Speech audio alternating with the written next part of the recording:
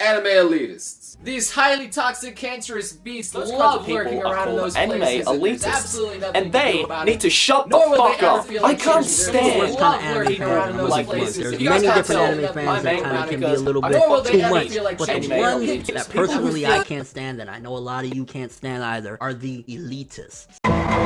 For a while now, anime elitism has been a popular topic of conversation among anime YouTubers. Elitists put on trial for being arrogant jerks that are ruining the community. And while I think that people like Joey the Anime Man have made some excellent points on the matter, there's something missing from this discussion.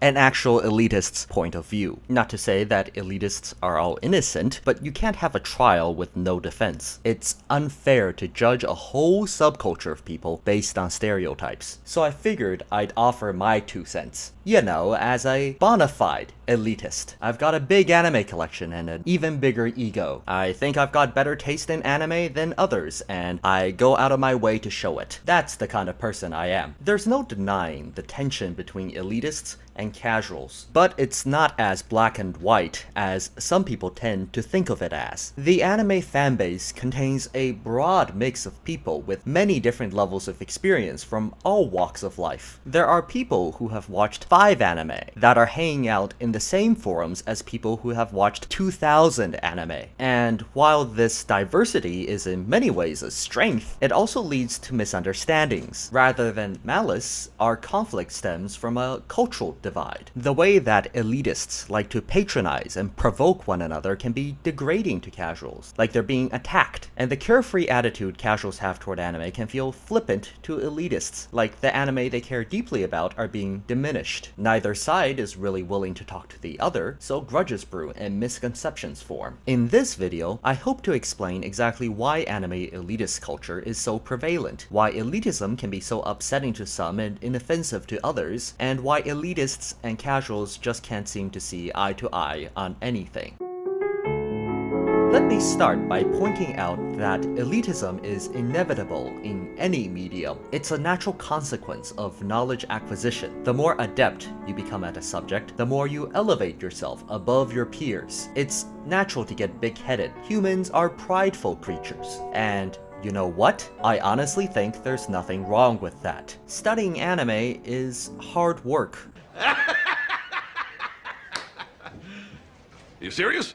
It takes a lot of dedication. You spend a lot of time devoting yourself to something you love, to watching more anime, being more involved, learning more. Feel good about that. A film buff who's studied film should feel proud of himself. A bibliophile who's read 1,000 books should feel proud of himself. It's a lot of work.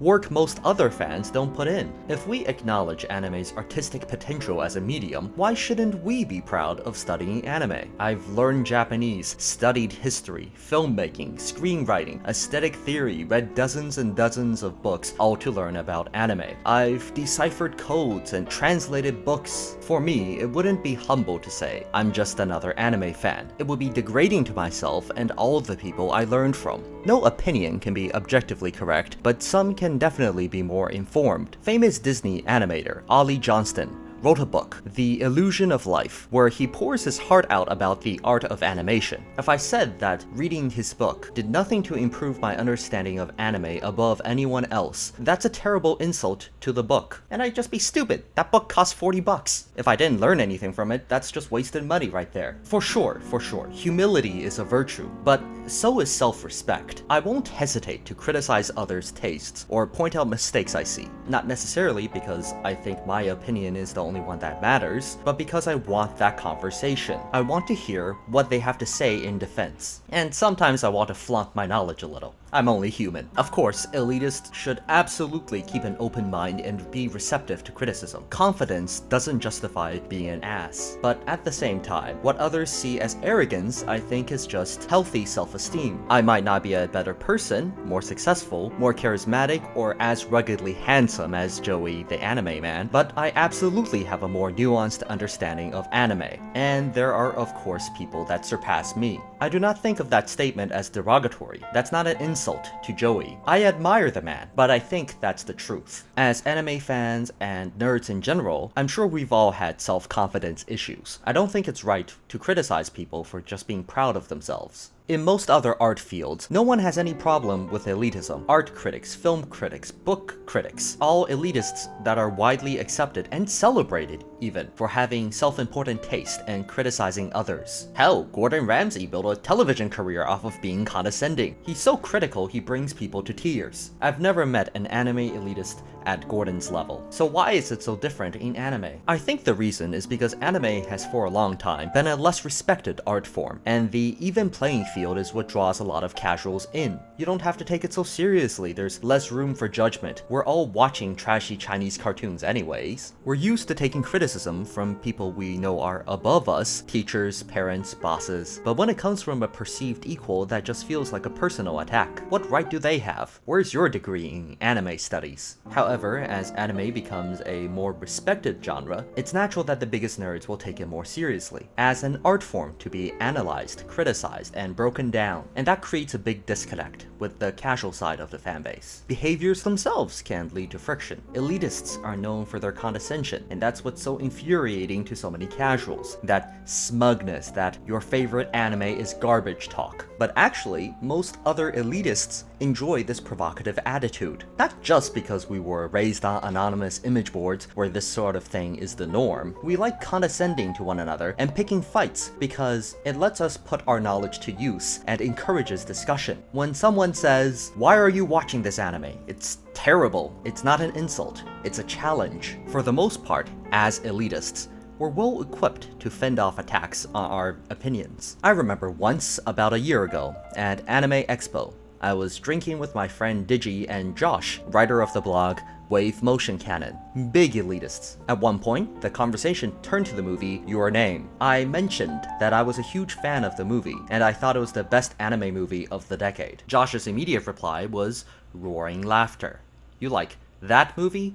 You casual. Not in this corner of the world? When did your taste become so bad?" I expected this. For weeks, I had argued about the movie online, and I was honestly giddy to defend it in person. I had a chance to defend Mitsuha's honor against the evil white man. I pointed out the way that Masayoshi Tanaka's simple character designs contrasted against Shinkai's complex backgrounds, creating visual clarity that was lacking in Shinkai's previous work. I pointed out how Western audiences might miss the significance of its relationship with the 3/11 earthquake, much in the same way many Western viewers misunderstood Shin Gojira. And I explained how the film was a rejection of the philosophical viewpoints that Shinkai's earlier work espoused, and this meta-narrative of a director who was passive and resigned, who witnesses an unspeakable tragedy and decides to start living proactively, was more interesting than the film's story itself. By the end, Josh wasn't laughing anymore, and he said, "I don't completely agree with you, but I'm going to watch the movie again and keep this in mind, because you make some good points." Elitists are not total jerks. We just like to verbally roughhouse. As an elitist,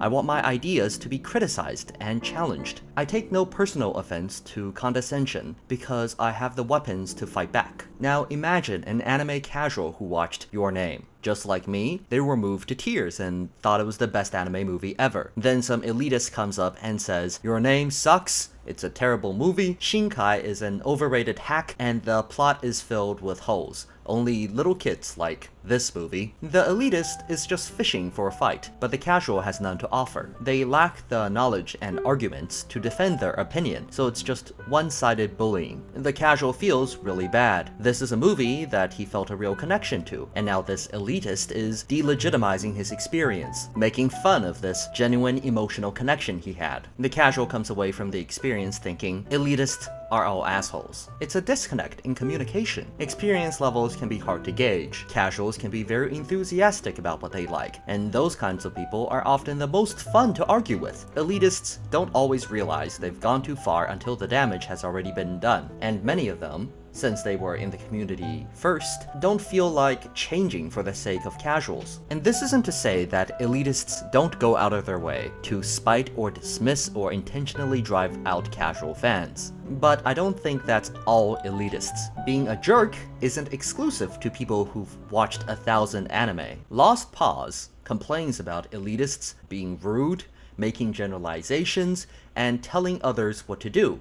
By being rude. Anime elitists. These highly toxic, cancerous beasts love lurking around in those places, and there's absolutely nothing you can do about it. Making generalizations. Nor will they ever feel like changing their opinion. And telling people what to do. If you ever encounter one of these fucks, just try your best to run away and never look them in the eye, because my god, you will get cancer. Especially because the term cancer was first used to make fun of casuals. And I don't mean to say that Noble is a bad person or anything, he seems like a swell guy, but that anyone can be a jerk, intentionally or not. In fact, casuals often cause elitists a lot of distress without realizing it. Often, it's an attempt at self-preservation when elitists push casuals away. Anime elitism isn't just the mindset that lonely virgins fall into, it's a community of those lonely virgins. A culture that grew up on 4chan and IRC. A culture that spread anime around the internet with fansubs and memes long before legal streaming. We've tried hard to create a community where standards are high. We like these little niches on the internet where we're all on the same page. When there's a sudden influx of new fans, they usually change the culture to accommodate them. We get forced out of our club,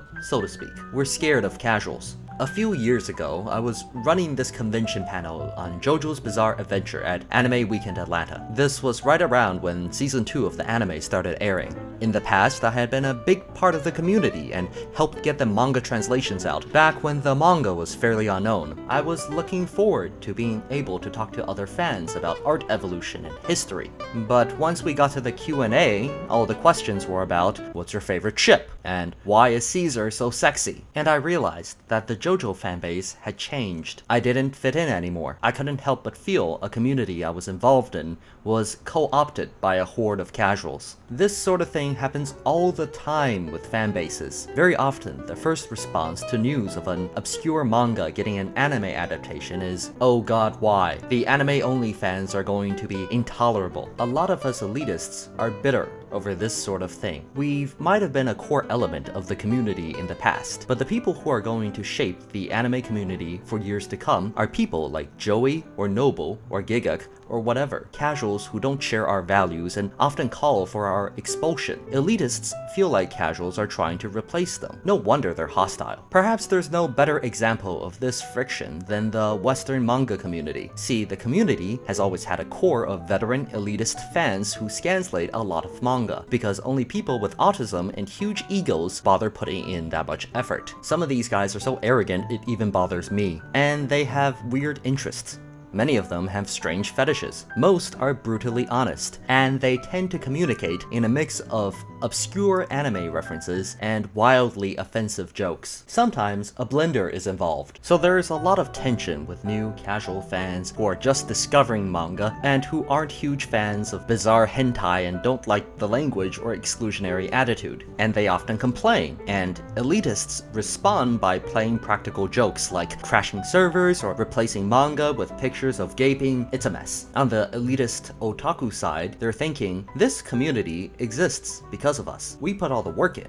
We translated all the manga you're reading. But instead of being grateful, you refuse to assimilate and you mock our culture. The casuals are thinking, I just wanted to read some manga. Why are there so many perverts?